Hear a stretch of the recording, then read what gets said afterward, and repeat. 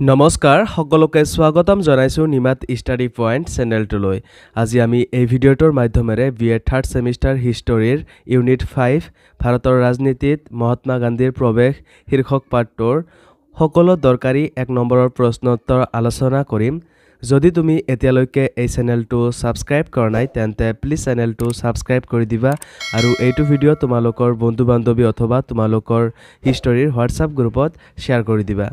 মৰমৰ ছাত্ৰ-ছাত্ৰীসকল, তোমালোকে যদি BA থাৰ্ড ছেমিষ্টাৰ হিষ্টৰীৰ সকলো ইউনিটৰ ভিডিঅ' চাব বিচৰা তেন্তে এইটো ভিডিঅ'ৰ ডেছক্ৰিপশ্যনত হিষ্টৰীৰ প্লেলিষ্টৰ লিংক দিয়া আছে, তাত গৈ তোমালোকে চাই ল'বা। বলা তেন্তে বেছি পলম নকৰি প্ৰশ্ন উত্তৰসমূহ আলোচনা কৰোঁ।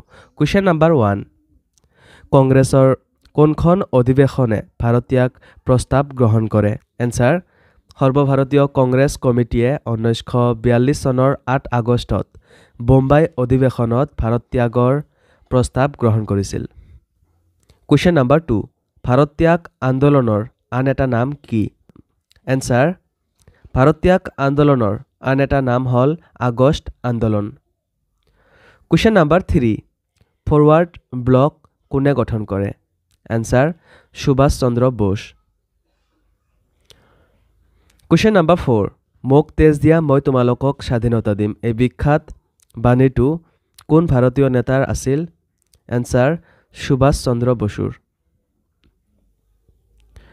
কুৱেশ্যন নম্বৰ 5, 1942 চনৰ ভাৰত্যাগ আন্দোলনক আন কি নামেৰে জনা যায়? এনচাৰ, আগষ্ট বিপ্লৱ।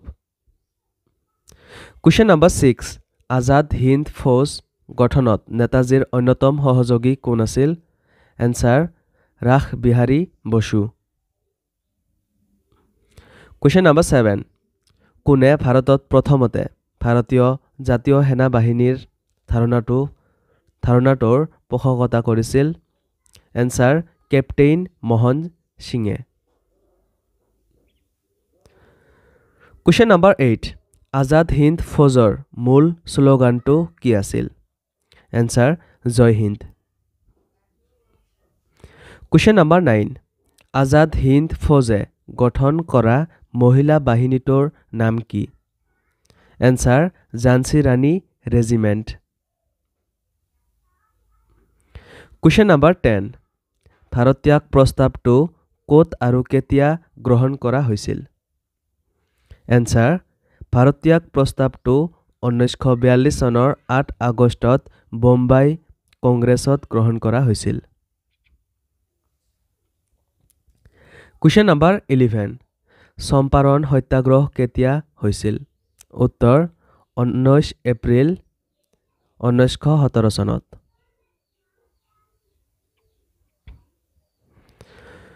কুৱেশ্যন নম্বৰ 12, জালিয়ানাৱালাবাগৰ হত্যাকাণ্ড কেতিয়া হৈছিল? এনচাৰ, 1919 চনত। কুৱেশ্যন নম্বৰ 13, ইয়ং তুৰ্কীৰ নেতা কোন আছিল? এনচাৰ, চুলতান আব্দুল হামিদ।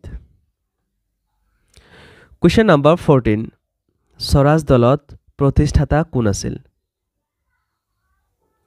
এনচাৰ, চিত্তৰঞ্জন দাস।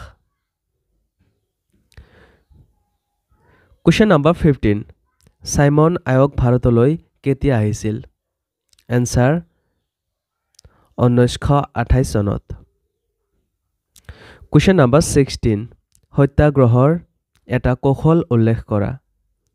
এনচাৰ, সত্যাগ্ৰহৰ এটা কৌশল হ'ল অনশন। অনশন এটি অহিংস উপায় যাৰ জৰিয়তে অন্যায় আৰু ব্যভিচাৰৰ প্ৰতিবাদ কৰিব পাৰি। অনশন সত্যাগ্ৰহৰ এটা কৌশল হিচাপে প্ৰয়োগ কৰা হয়। গান্ধীজীৰ মতে অনশন যধে মধে কৰা উচিত নহয়।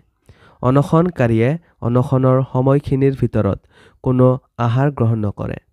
গান্ধীজীৰ মতে যিসকল ব্যক্তিৰ নৈতিক মনোবল আৰু পবিত্ৰ মন থাকে তেওঁলোকেহে কোনো বিকট পৰিস্থিতিত অনশন কৰিব পাৰে। অনশন হৈছে নৈতিক বল প্ৰয়োগ কৰাৰ এটা উপায়।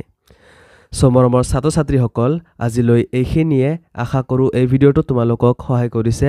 যদি ভিডিওটো ভাল লাগিছে তেন্তে এইটো ভিডিও তোমালোকৰ বন্ধু-বান্ধৱী অথবা তোমালোকৰ BA থাৰ্ড সেমিষ্টাৰ হিষ্টৰীৰ হোৱাটছআপ গ্ৰুপত শ্বেয়াৰ কৰি দিবা চেনেলটো যদি এতিয়ালৈকে সাবস্ক্ৰাইব কৰা নাই তেন্তে প্লিজ চেনেলটো সাবস্ক্ৰাইব কৰি দিবা আৰু তোমালোকে যদি BA থাৰ্ড সেমিষ্টাৰ হিষ্টৰীৰ সকলো ইউনিটৰ ভিডিও চাব বিচৰা তেন্তে এইটো ভিডিওৰ ডেসক্ৰিপচনত প্লেলিষ্টৰ লিংক দিয়া আছে তাত গৈ তোমালোকে চাই লবা ধন্যবাদ